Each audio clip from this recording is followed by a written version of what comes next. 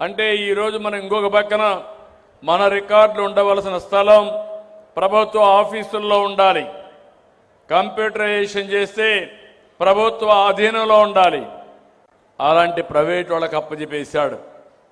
నేను ఆ రోజు చెప్పాను, వినలేదు.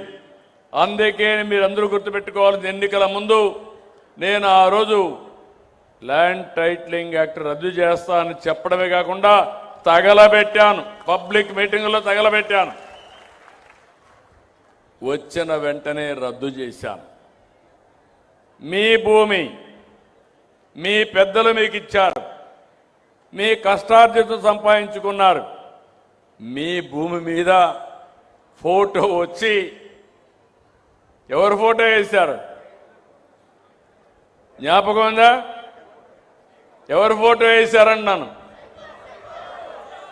సైకో ఫోటో వేసుకున్నారా లేదా? అంటే భూమి మీది ఫోటో అయింది. నిద్ర లేస్తే మీరు ఆయన. మూడవది, ఇక్కడ ఇంట్లో పుస్తకం చూస్తేనే కనపడాలి. ఇంకో పక్క మీ పొలం తిరిగిపోతే కూడా మిమ్మల్ని వదిలిపెట్టలా. మీ ఎంటబడ్డాడు భూతం మారిగా. పొలం దగ్గరికి పోతే మామూలు రాళ్ళు కాదు, మోస్ట్ కాస్ట్లీయెస్ట్ ల్యాండ్ అవి. ఎక్కడంటే గెలాక్సీ గ్రనైట్, అది ఒంగోలులో దొరుకుతుంది.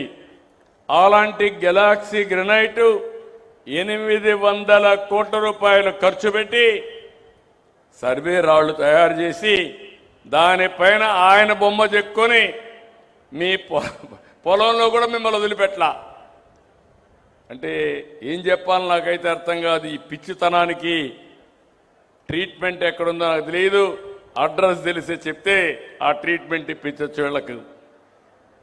నాకే తలబట్టుకున్నాను, ఏం చేయాలని అర్థం కాదు. నాకు 1 సంవత్సరం పట్టింది. అధికార యంత్రాంగానికి చెప్పాను, మళ్ళీ ఇలాంటి పునరావృతం కాకుంటే ఏం చేయాలని ఆలోచిస్తే కడాను ఒక సమస్య పరిష్కారానికి ఒక మార్గం చూపించారు. అది బ్లాక్ చైన్ టెక్నాలజీ. ఈరోజు బ్లాక్ చైన్ టెక్నాలజీ సర్వే చేసిన తర్వాత బ్లాక్ చైన్ టెక్నాలజీలో పెడితే ఎవ్వరు కూడా మీ రికార్డు ట్యాంపర్ చేయలేరు. అక్కడి నుంచి ఎప్పుడైనా ట్యాంపర్ చేసినా ఎవరు చేశారో తెలిసిపోతుంది. ఈరోజు మీకు ఇచ్చిన పుస్తకం ఉంది, అందులో క్యూఆర్ కోడ్ ఉంది. మీ ఫోన్ నుంచి క్యూఆర్ కోడ్ చూపిస్తే మీ పొలం ఎక్కడుందో అది నేరుగా గూగుల్ మ్యాప్లో మిమ్మల్ని తీసుకెళ్తుంది.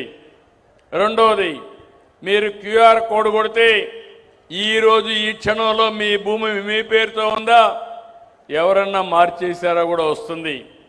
అంటే ఎప్పుడు కావాలంటే అప్పుడు చెక్ చేసుకునే విధంగా ఎన్ని ప్రాంతాల్లో మీ భూమి ఉన్నా అన్నీ కూడా ఒకే పట్టాదారు పాస్ పుస్తకంలో తీసుకొచ్చిన ఘనత ఈ ప్రభుత్వానిది, ఎన్డీఏదని చెప్పి మరొక్కసారి మీ అందరికీ హామీ ఇస్తున్నా. ఇంకో పక్కన నేను ఆలోచించాను, నేను ప్రోగ్రామ్ ఇష్యూ చేయొచ్చు, అందులో అవకతవకలు చేసి మళ్ళీ యాజ్ ఇట్ ఈజ్ రాస్తే సమస్యలు వస్తాయి.